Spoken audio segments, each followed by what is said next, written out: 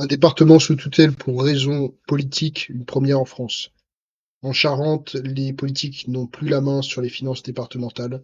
Incapable de voter un budget, la collectivité est placée sous tutelle de la préfecture, ce qui peut aussi bien conduire à un tour de vis budgétaire qu'à une formalité administrative. C'est un article de la Tribune de Maxime Giraudot, la Tribune Bordeaux du 23 avril 2025. Dans un contexte évidemment qui est assez compliqué, avec François Bayrou qui parle notamment de redonner du pouvoir au préfet.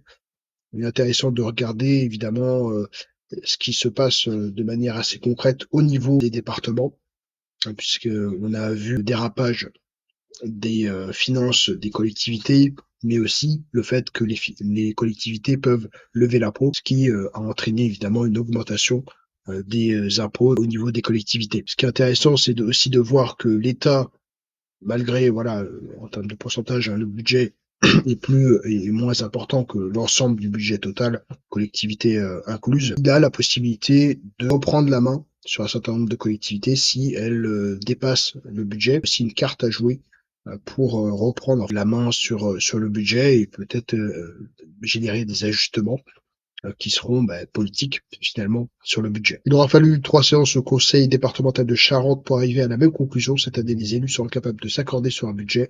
Désavoué par 6 alliés de son groupe, la gauche plurielle, fin mars, le président Philippe Bouty n'a plus de majorité. À la dernière tentative, le 22 avril, il lui aura manqué 4 petites voix, mais cruciales, pour faire approuver le budget. Donc là, dans le cadre de l'attribution, en tout cas, du vote du budget, il n'y a pas eu la possibilité de voter ce budget-là, et donc ça entraîne évidemment une situation de blocage. C'est une situation donc inédite en France pour un département à 15 jours de conférence financière des territoires sous l'égide du gouvernement. Si des communes ont déjà été mises sous tutelle à cause du déséquilibre de leurs comptes financiers, jamais un conseil départemental n'avait flanché pour raison politique. Les départements de Guadeloupe en 1990 et du Lot-et-Garonne en 2017 ont été ciblés par des procédures de redressement, mais pour des questions de déséquilibre. En Charente, le budget paraît équilibré et l'impasse n'est due qu'aux mésententes des élus. Donc ça peut être d'un point de vue politique, mais ça peut être aussi d'un point de vue du budget final. On pourrait voir le préfet, l'État, reprendre la main. La procédure, sitôt la séance pliée, la préfecture de Charente a prononcé dans l'après-midi du 22 avril la mise sous tutelle du département, ce qui signifie que la collectivité n'a plus la main sur son destin budgétaire. C'est donc la préfecture qui détermine le contenu du budget 2025. Et voilà, les services de l'État n'ont pas une connaissance assez fine pour trancher sur le sort du département de 350 000 habitants, qui doit financer collèges, structures de santé, aide sociale, entretien des routes ou encore transition écologique, énergétique. Les directions départementales des finances publiques ne sont pas forcément capables de rentrer dans le cœur du budget et de voir ce qui est insincère dans les dépenses et recettes. Les préfectures ne veulent pas avoir à gérer cela, explique Michael Klopfer, consultant renommé en finances locales. Alors, ce qui est vrai, alors déjà, premier élément, le principe, c'est que les dépenses doivent être dites sincères. Enfin, le budget, enfin, en tout cas, les déclarations doivent être sincères, donc normalement ça doit être une première base déjà de réflexion. Et il est vrai que on assiste de cette façon là ici à une recentralisation des pouvoirs de l'État qui entraîne évidemment des différentiels qui peuvent être assez importants lorsque finalement sur un collège, comment on peut justifier ou injustifier une petite dépense. C'est vrai que c'est un travail à part entière en fait finalement de la préfecture de travailler en fait sur ce budget-là. En plus de ça, un aspect politique qui doit rentrer en compte. C'est pour cela que la préfecture a mandaté la Chambre régionale des comptes, dont les magistrats vont évaluer la feuille de route budgétaire échafaudée par l'ex-majorité. Celle-ci prévoyait 615 millions d'euros de dépenses pour l'année, un budget solide, équilibré et sincère pour son premier défenseur, Philippe Bouty. La Chambre régionale des comptes aura un mois pour remettre son rapport à la préfecture, qui elle-même aura 20 jours pour l'approuver ou non. Donc la question, ça va être aussi, lorsque on est dans cette situation-là, il y a quand même une continuation des dépenses. Donc comment on va gérer cette partie-là, sachant que le budget est insincère? Est-ce qu'il y aura des ajustements qui seront faits? Le budget, en fait, en tout cas, va être validé par la suite et va peut-être pas représenter le montant total qui a été demandé.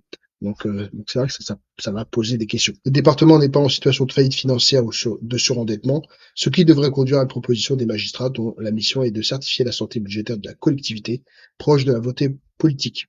La vie de l'institution et des 2400 agents qui la composent devrait reprendre sous peu, à moins que la Chambre régionale ne découvre une situation moins saine qu'attendue. Dans tous les cas, le président est en sursis. C'est un contexte menaçant donc pour les collectivités.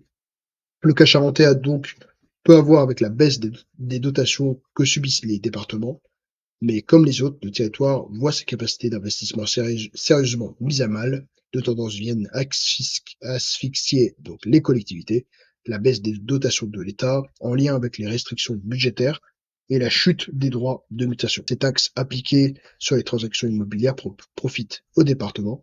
Or, avec la crise du secteur, les ventes ont chuté depuis 3 ans. On a déjà parlé de ce sujet dans une précédente vidéo. En Gironde, le président socialiste Jean-Luc Glaise a réussi à faire adopter son budget de 1,8 milliard d'euros fin mars.